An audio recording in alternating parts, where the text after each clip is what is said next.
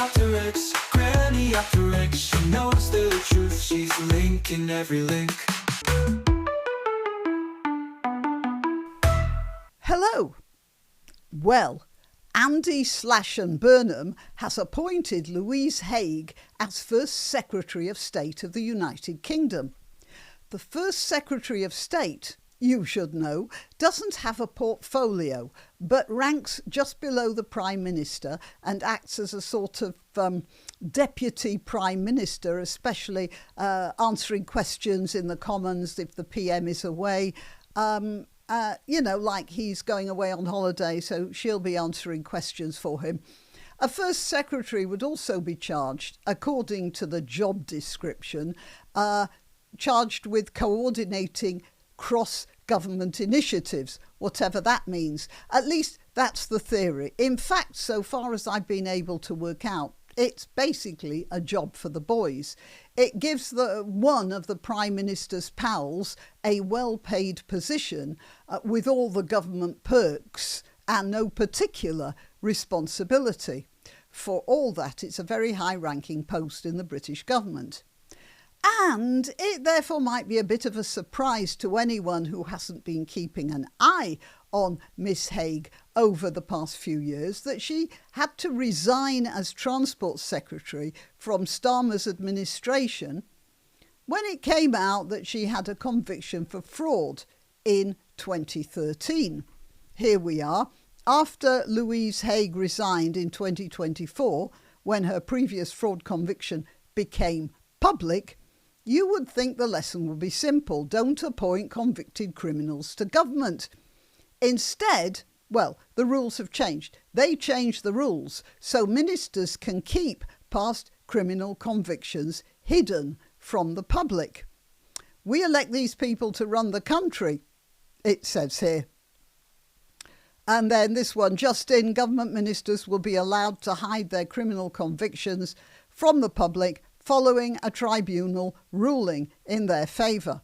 And this is directly against how ordinary peasants are treated for criminal convictions. But I'll get on to that in a couple of minutes. So, after a suitable gap of time for people to forget, well, I didn't forget, she's back in now. And perhaps it was this case that inspired a bit of investigative work by a Times journalist, a chap called George Greenwood, who did a bit of digging around into the criminal histories of the current cabinet. And then it seems that his investigation sparked this recent ruling that any such criminal history of serving government ministers will not in future be subject to a Freedom of Information request. So, we have this law that you can send in a Freedom of Information request and get information. So, in this case, if you send in an FOI about a minister's previous convictions, then the government is not obliged to give you that information. In fact, it is obliged not to tell you, and furthermore, not even to react. This all started when the aforementioned George Greenwood, that's a sort of appropriate name, isn't it, since Robin Hood and his merry men, they hid out in the greenwood, didn't they? Yeah, but I digress. George Greenwood made a Freedom of Information request, FOI request, asking which current ministers had declared a criminal conviction during their appointment and vetting process. Possibly with Miss Haigh in mind, or perhaps he even had the very embarrassing Mandelson case. Whatever, the Cabinet Office refused to give out that information. Let's call the Cabinet Office the CEO from now on. So the Cabinet Office refused to give out that information, and when Greenwood then took the matter to the grandly named Information Commissioner's Office, which I shall refer to now as the ICO, they upheld the Cabinet Office's, that is, the CO's, refusal to hand over that information. The case was then reviewed by some semi-judicial board called the First Tier Tribunal, or, as we more likely should say, the FTT, which is supposed to deal with information rights. And the FTT agreed with the ICO and the CO in their collective refusal to LTPK, or let the people know. Let the people know. Well, anyway, their rationale was that Section 40, parentheses 5B, of the Freedom of Information exemptions allows a public authority to refuse to supply information if it conflicts with data protection principles. They also said that keeping information confidential about a previous conviction, that would encourage candidates to be frank about possible slip-ups in their past. In other words, it would encourage an inveterately dishonest person to be fleetingly honest on at least the interview. Or, to put it another way, if you keep something secret from the public, it's more likely that a liar won't mind admitting the lies to his pals. Of course, the FTT didn't say that. I did. By the way, when you think about it, this would also lay the candidate open to blackmail, wouldn't it? And blackmail is such a useful tool in the hands of the government whips when it comes to forcing various members of parliament to vote in their direction. How about,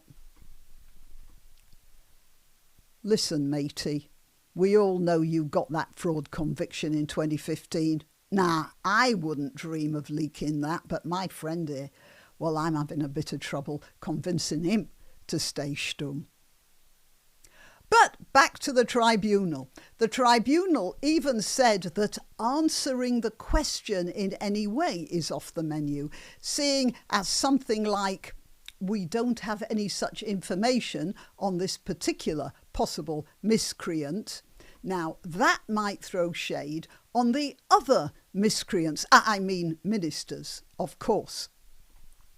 By way of contrast, this is completely different from what happens to any ordinary non-political citizen, as I said before.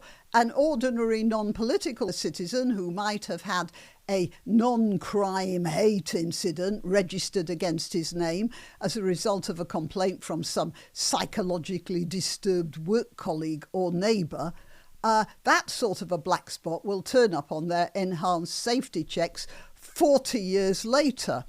But if you're a peasant, it's just as well. You don't have any secrets, isn't it?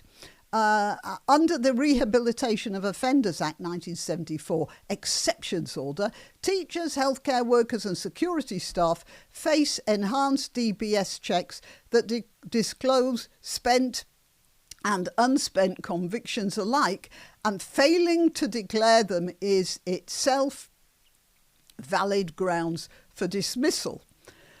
And then this poster makes the point that ministers, by contrast, declare convictions privately to Sir Laurie Magnus, the independent advisor on ministerial standards, or I suppose you could call him the IAOMS.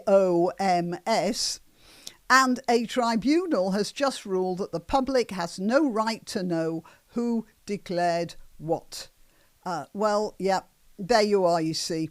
That's the way it is. One rule for them and another rule for us, which is absolutely typical of a equitable socialist government, I suppose. All right, well, now you know, you don't know. Till next time. You can help my channel by subscribing. and clicking the notification bell. That's quite important. And by sharing if you're so inclined. Links to my other channels and to donation methods are in the description. But the best way you can help is simply by clicking like and notify. Thank you.